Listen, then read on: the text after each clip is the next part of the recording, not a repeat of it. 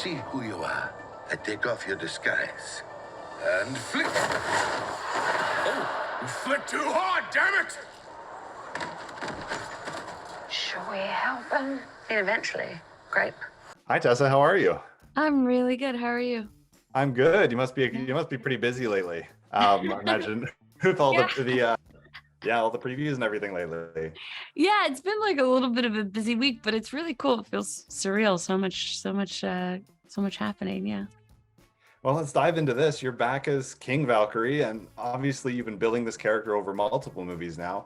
What's it been like for you to, really step into this role and develop such a powerful queer person of color in the MCU along all of these movies? It's been really surreal. I was thinking this as we were going to the premiere because there were a lot of fans and cosplay of all the different characters, but particularly seeing girls and women dressed as Valkyrie really meant a lot to me. And I just love this character.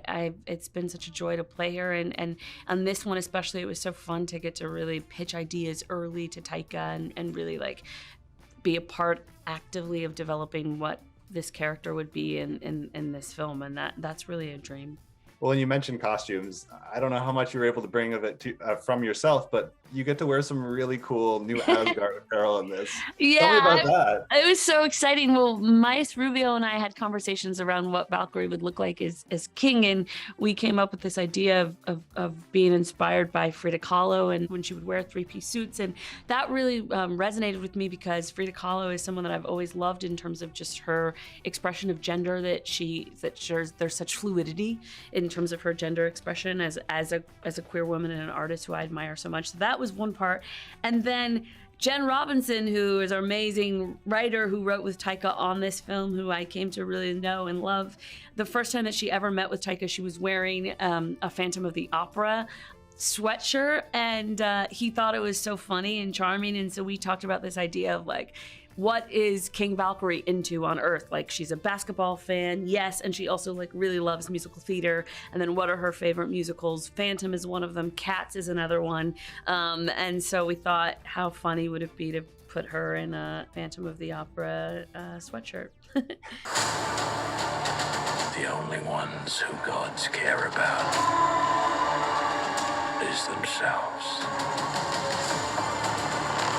So this is my vow. All gods will die. Well, and I've got to ask, Christian Bale comes in and he's absolutely terrifying. Yeah. What was it like to work with him and go basically face to face with him in this movie?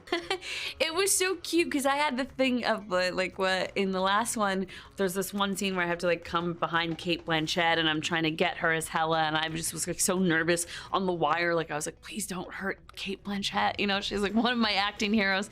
And then in a similar way, I'm such a big Christian Bale fan. I have been for so long. So I was like, oh, please don't like accidentally punch him or anything. And then he had the same thing with me where like after every take, he'd be like, you're right. Like he would always make sure I was fine. And it was so sweet because it was so antithetical to this sort of terrifying person that he was playing. But in real life, he's just a big sweetie and really conscientious and an incredibly generous actor. So it was really fun to play those scenes with him. All right, well, thanks for chatting with me, Tessa. I wanted to ask you about Matt Damon, but it looks like we're out of time. So thank you so much, and good luck with the movie. Thank you so much. Unlike the other gods of kill, you have something worth fighting for.